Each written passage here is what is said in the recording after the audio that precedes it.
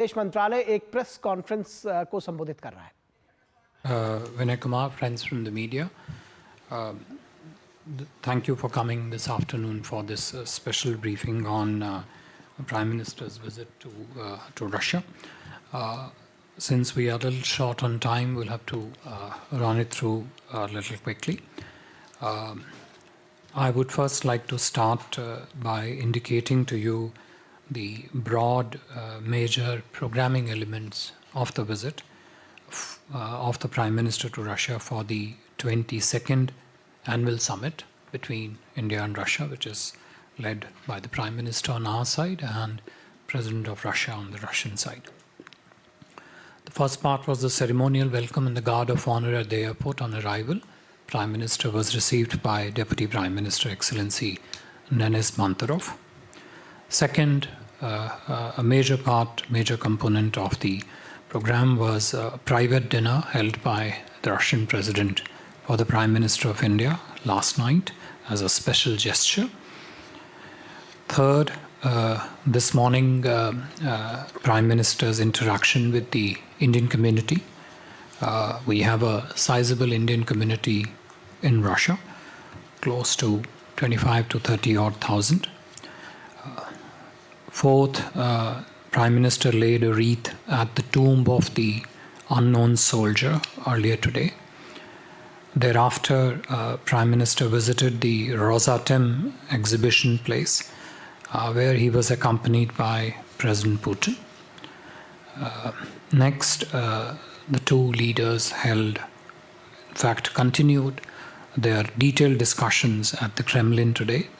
The first round of detailed, extensive, wide-ranging discussion between the two leaders took place actually at the private dinner yesterday, and the discussions earlier today were essentially a continuation of some of the important areas of bilateral and regional bilateral cooperation and regional developments at the talks between the two leaders today. The last major element of Prime Minister's visit program is the highest national honor which was conferred on Honorable Prime Minister, Order of the Saint Andrew the Apostle. I'm sure all of you had a chance to watch it live as it was being conferred for Prime Minister's outstanding contribution to India-Russia ties. You would know that this award was announced in 2019. In terms of focus areas of discussion between the two leaders, a broader point here is that the agenda of discussion between the two leaders was principally economic. It dominated the discussions both at the dinner yesterday and earlier today. But also included elements relating to cooperation between the two countries in the political sphere, larger space of economic engagement covering extensively trade, capital linkages, energy, science and technology cooperation. Defense and security was also another element of the discussion, and the larger development of a situation regionally and globally. The two leaders also reviewed status of bilateral engagement and multilateral groupings, including BRICS, the Shanghai Cooperation Organization, and the United Nations. As I said, the major thrust of the discussion was on economic engagement. A significant component of it was also devoted to how partnership between India and Russia can also give fillip to Make in India and other manufacturing partnerships that give fillip to Atmanirbharta in India across a whole range of economic areas, economic domains. A significant element of today's discussion in terms of greater and stronger economic partnership also focused on connectivity corridors, In this regard, the two leaders spoke about the the new proposed Eastern Corridor, which is from Chennai to, it's called Chennai-Vladivostok Corridor. From our side, Prime Minister took up the need to broad-base the trade basket between the two countries, and in this regard spoke about a greater market access for Indian goods, both in the agriculture and in the industrial sector. The two leaders also focused on important areas in the economic domain that link with the growth in growth of different sectors in both countries, in particular fertilizer supply from Russia to India, which is directly linked to the crop production and the farmers' yield in India. As I said earlier, the Make in India economic partnerships centered around manufacturing, energy trade. The two leaders also spoke about need to move forward on India-Eurasian Economic Union Trade and Goods Agreement. We have had one round of discussions between the two countries, and it is expected that this would be expedited in months ahead. In terms of specific targets, as you would see in the joint statement, which will be available on the website shortly, the two leaders have set a new trade target of 100 billion by 2030. Alongside, they have also agreed on a joint statement on economic cooperation specifically till 2030. You could call it a detailed program under the Intergovernmental Commission on Trade, Technology, Economic and Cultural Cooperation between the two countries. Prime Minister strongly raised the issue of early discharge of Indian nationals who have been misled into the service of the Russian army. This was taken up strongly by the Prime Minister, and the Russian side promised early discharge of all Indian nationals from the service of the Russian army. In the field of energy, besides the trade in hydrocarbons, the investment partnerships in this field were also discussed. In particular, the partnership from India with Rosneft across the hydrocarbon domain, as also Indian participation in the Sakhalin-1 project. In nuclear energy field, the continuing cooperation on the Kudankulam nuclear power projects, Unit 3 to 6, was discussed between the two leaders. In terms of specific outcomes, if I could just list out for you, besides the joint statement of the annual summit and the joint statement on economic cooperation, which, as I said, would be available shortly on the website, there were 9 other documents, again, principally in the economic space, that were signed between the two sides. I'll just list them out. First is the program of cooperation in trade, economic and investment spheres in Russian Far East for the period 24 to 2029. I must mention that this is different from the joint statement on economic cooperation that has been signed between the two countries. So there is a subset which focuses on the Russian Far East area. 2, the MOU between the two ministries of environment and climate change. 3, MOU between the Surveyor General of India and its counterpart on the Russian side with regard to cooperation in the general space of cartography, but also the associated areas involved in that space. 4th, the MOU between the National Center for Polar Research and Ocean Research under the Ministry of Earth Sciences in India and the Arctic and Antarctic Research Institute of the Russian Federation. 5th, the cooperation on the broadcasting area between Prasad Bharati and TV Novosti on the Russian side. Sixth, agreement on cooperation between the arbitration bodies on both sides, that is India International Arbitration Center and the International Commercial Arbitration Center at the Chamber of Commerce and Industry of the Russian Federation. Seventh, the joint investment promotion agreement between Invest India and the joint stock company, management company of Russian Direct Investment Fund. Eighth is the MOU between the Trade Promotion Council of India and All Russia Public Organization called Business Russia. And the last being on the in the field of pharmacopoeia, more focusing on exchange of information and capacity building between the relevant entities on both sides.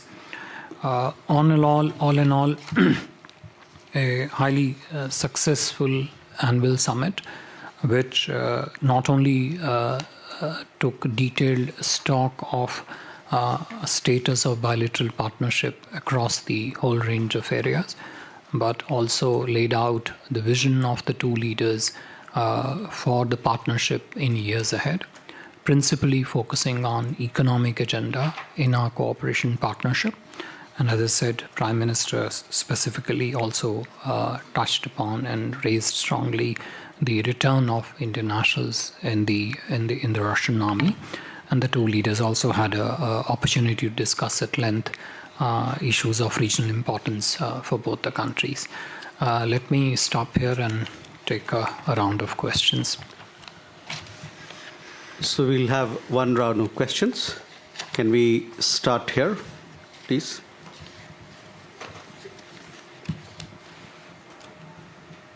Thank you. My name is Catherine Triomphe. I work for Agence France Presse. Two questions. One, you mentioned briefly the return of Indian citizens now in the Russian army. Was there any deadline or timing given, and how many Indian citizens are we talking about? And the second question is related to Ukraine as well.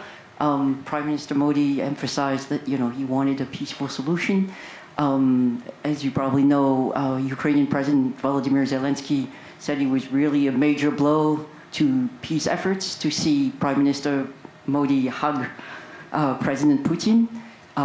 Can you please give us your reaction to this, and what do you see as India's role in the Ukraine conflict? Thank you. Siddhant? Hi, sir. Siddhant from WION. Energy cooperation looks like a major outcome in terms of the conversations. The Prime Minister mentioned about it as well. So if you can detail as to what kind of practical cooperation are we looking at after this summit? Suhasini?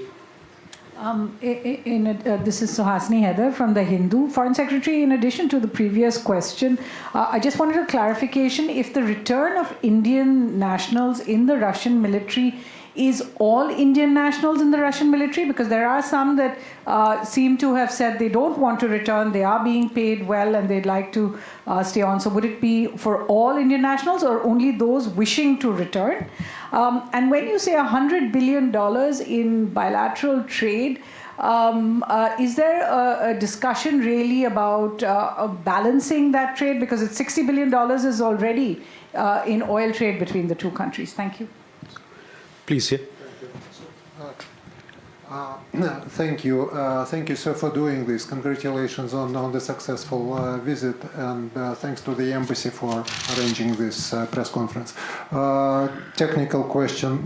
Did the question of co-production, joint production of aircraft, was it discussed?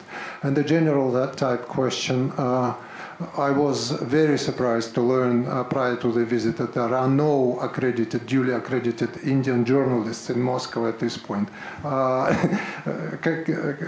What does it tell us about the level of interest in Russia, in India about Russia? Thank you. Please. TV BRICS International Media Network, and my question is about BRICS. What is India's position on the expansion of BRICS? From your perspective, what criteria new countries should meet for joining BRICS bloc, and what region for the expansion of BRICS do you consider as a priority? Africa, Southeast Asia, Latin America? Thank you. Please, yeah. Thank you very much. My name is Valentina Schwarzman. I'm a correspondent with RBC. Can you please specify whether the leaders discussed the latest strike on Children's Hospital in Ukraine, which was denounced by the Ukrainian authorities? And could you please tell if there were any new agreements on nuclear energy cooperation? Specifically, there was a report by Bloomberg that the two sides are due to sign a contract on supplies of uranium to the new station, which is coming online in India. Thank you very much. Question there. As a follow-up to the question on Ukraine, as President Putin's... Could you please identify your organization? Sergei Strokin, Kommersant Daily. Sergei Strokin, Kommersant Daily. As a follow-up to the question on Ukraine, as President Putin's press secretary Dmitry Peskov said that one of the hot-button issues was Ukraine on the agenda of the summit, and it was described in a constructive way. Can you spell out what is meant by constructive way? And related to that, as apart from in the Russian summit this week, all eyes were focused on the mission of Prime Minister Orban, who was shuttling from one capital to another. Can we expect that India also can throw a hat in this peacemaking race? Thank you. One last question there. Sir नमस्कार, मैं ब्रिजमोहन सिंह साधना TV और TV Asia के लिए एक प्रश्न का तो इन्होंने प्रश्न पूछ लिया जो है हमारी सहयोगी ने यूक्रेन में कल जो हमला हुआ था, और दूसरा सर प्रश्न ये आपने आत्मनिर्भर की इसमें बात कही जो 2 दिवसीय जो दौरा था प्रधानमंत्री जी का, तो सर इसको थोड़ा सा जरा एक्सप्लेन करेंगे इन डिटेल में जिससे कि हम अपने दर्शकों को बता सकें। आत्मनिर्भर भारत को लेकर के आपने बताया कि जो बायलैटरल मीटिंग हुई थी उसमें इस पे मुद्दे पे रखा गया, तो किस रूप में रहेगा ये और इसका क्या प्रारूप रहेगा और कब तक इसका हम लोग को जो भारतीय जो जनता है उनको इसका लाभ कैसे मिलेगा? धन्यवाद। एक last question please. Thank you, Ksenia Kondratyova from RT.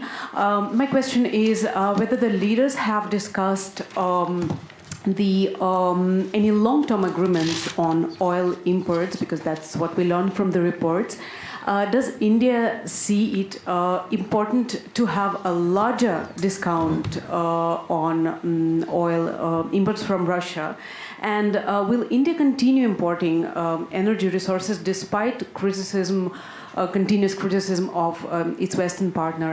And as addition, if I may, since the agreements on Far East have been signed, India has provided a line of credit, 1 billion line of credit years back. Are there any updates on that?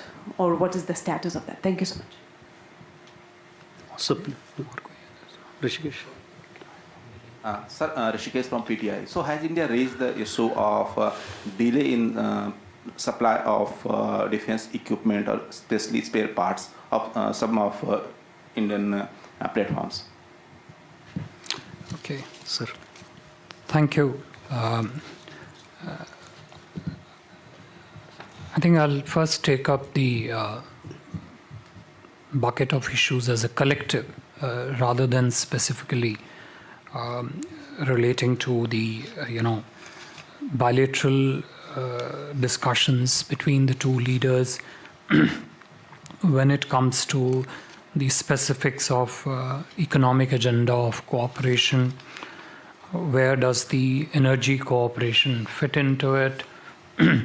Oil trade, what does the specifics of energy discussion actually mean going forward? Atmanirbharta, Make in India program, and how does the specifics of bilateral cooperation actually link up to the Make in India partnership? So, as I mentioned in my opening remarks, and as you would notice from also the list of agreements and the MOUs signed during the visit, which I listed out, it's very, very clear that the economic agenda dominated the discussions between the two leaders. It was prioritized not just in a generic sense in terms of the stock taking of what we do, but the two leaders actually went into great detail in certain areas, both in terms of what are the challenges that the bilateral trade, economic and investment partnership currently faces, and what are the steps that the two systems should take to address some of these challenges going forward. Number one. Number two, in terms of future areas of partnership, building on what we have in terms of our existing relationship. So when we talk of trade, as somebody rightly observed, that the current volumes of trade are already quite significant and high, which is at roughly $65 billion, and whether the $100 billion target is simply a question of rebalancing. The trade basket in general is a continuously growing and an evolving feature of any trade relationship. Its segments get positioned differently across the trade basket. Some cases there is an imbalance, some cases the trades are balanced. But I think when we talk of $100 billion trade, we are not just talking about balancing aspect of the trade relationship, but we are also talking about the expansion of the trade. And that expansion is expansion and the broad basing of the trade basket of different goods that are exchanged between the two countries, that are traded between the two countries. So 100 billion target is first of all an expression by the two leaders of the ambition that they have set for the larger economic relationship, and within the larger economic relationship on the specific trade relationship. Two, it's also a very clear direction to the two systems that they need to really put in now efforts to broad base the trade basket and to, of course, make it more sustainable as we go along. That's what I would, put to you in terms of how the two leaders looked at the trade relationship. Now, in the wider basket of economic relationship, energy cooperation is naturally a very important feature. It's not just an important feature in terms of the volume that the energy captures in the bilateral trade, but it is also a very crucial segment when it comes to the energy security of India. So when we look at energy partnership between India and Russia, I think an important perspective to position there is what the energy security interests of India are.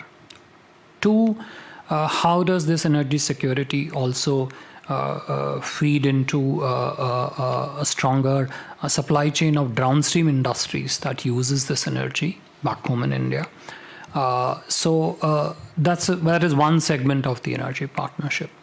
As you know, India has always also had investment linkages with the Russian energy ecosystem. Sakhalin-1, Indian participation in the Sakhalin-1 is not a new investment focus. It's been there for last several years. So the two leaders, when they spoke of cooperation in this sector, they did focus on how exactly to strengthen that partnership. In the similar vein, how exactly India, including in particular through the government-to-government route, could also build partnership with Rosneft and other energy entities. So if you were to your question on energy, Siddhant, if you look at this, it featured as a very a comprehensive segment within the larger economic piece that the two leaders focused on. And energy security, and if I could just take a moment to add, also the fertilizer security in this case, because India is a large importer of fertilizers, in particular the phosphatic and the potash fertilizers from Russia, and that has always been an important feature which connects back to the the requirements of the Indian agriculture and the Indian farmers. So that Prime Minister focused very heavily in it, and on the need to consolidate and build on that relationship. I would not given its crucial significance for the Indian agricultural industry and the larger framework of fertilizer security. I would not position it as a simple trade item. I will position it as a larger item of strong economic security need in the field of agriculture. With regard to the a few set of questions on the return of Indian citizens working in the Russian army, there were two parts to it. Ma'am, you asked here about the total numbers. We have mentioned this in the past that while we do not have the precise indication of the specific numbers, we expect or anticipate them to be roughly between 35 to 50, a total number of Indian nationals, out of which 10 Indian nationals we have managed to bring them back to India through very active efforts on our own and also in partnership with the Russian system.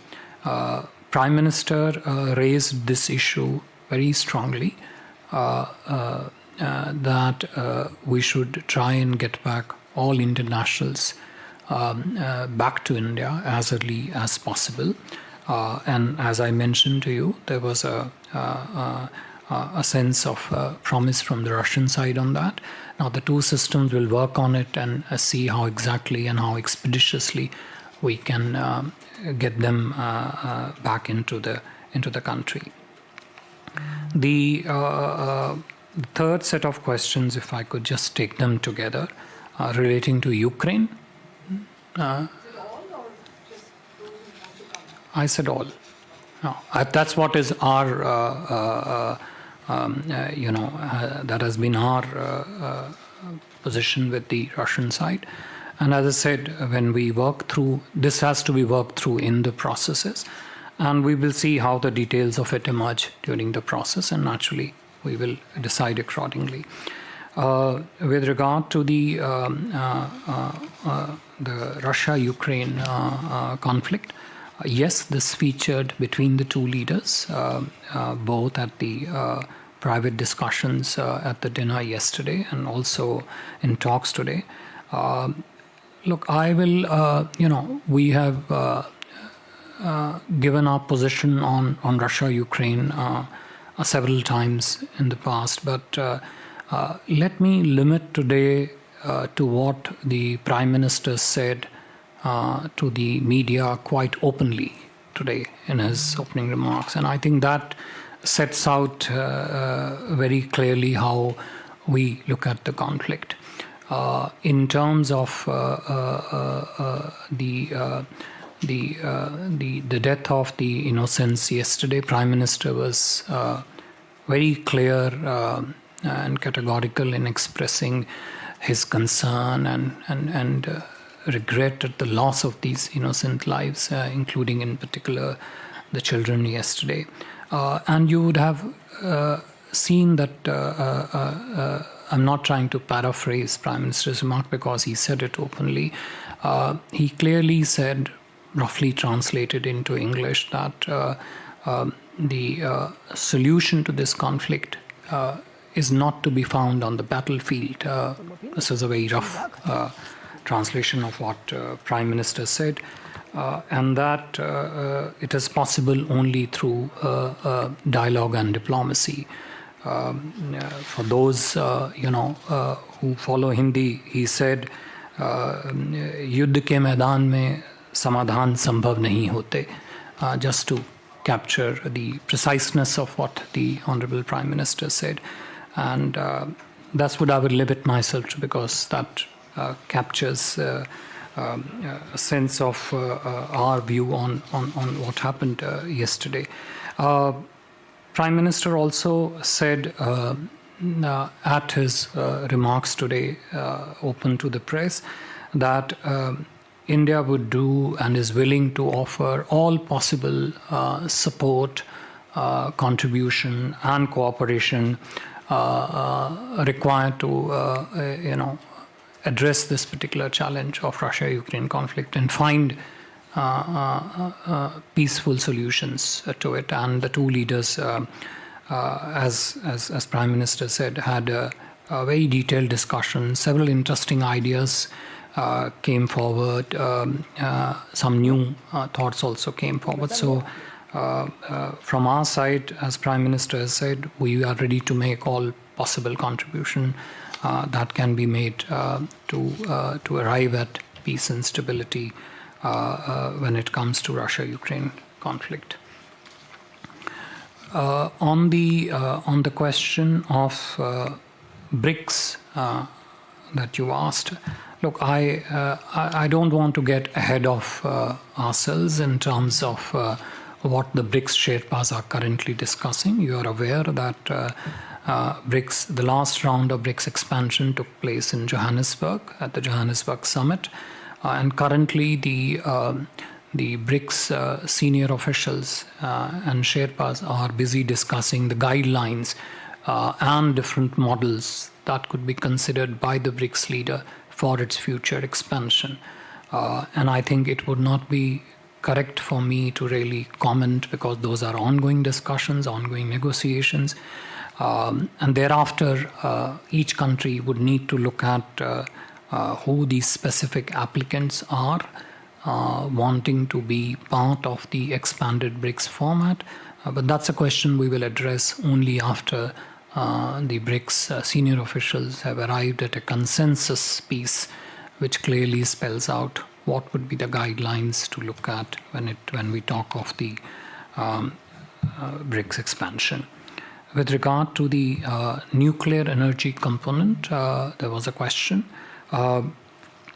As I mentioned, the India-Russia cooperation on Kodamkulam nuclear power plants, the fuel supply relating to that plant, especially for its units 3 to 6, 3, 4, and then 5 and 6, that is was very much a part of a discussion between the two leaders, and we hope to move forward on many of the fuel supplies issues quickly.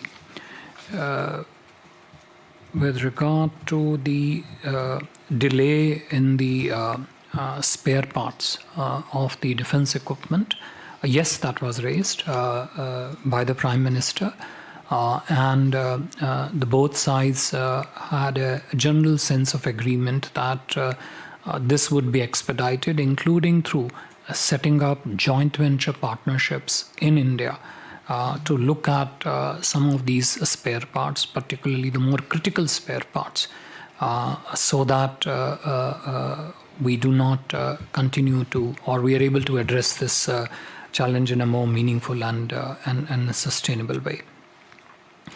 When they spoke of defense, I would not, like to have a specific comment to the co-production of aircraft like you posed.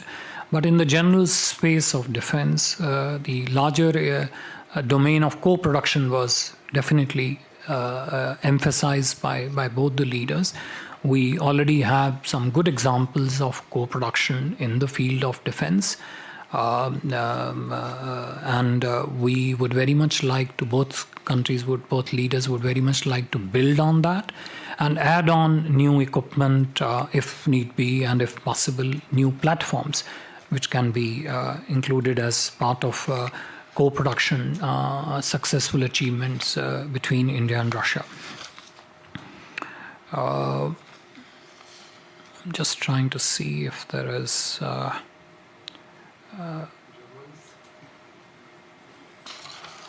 I think I probably answered most of them. Journalist? Yeah, journalist one. Look, I take your point. Presence of Indian journalists here and the journalist reporting from here on Russia, on India-Russia relations are two different things. And I think the way India-Russia partnership has remained so steady, so reliable over a period of last several decades, has remained consistently upward curve across the various areas. Clearly, when the two countries talk of people-to-people, greater people-to-people partnership, I think the greater cooperation in the field of journalism, including, if possible, through presence, could naturally be one of the elements that the two systems could look at. Good. Thank you very much. Thanks. With that, ladies and gentlemen, we come to the close of this press briefing. Thank you very much. Yeah.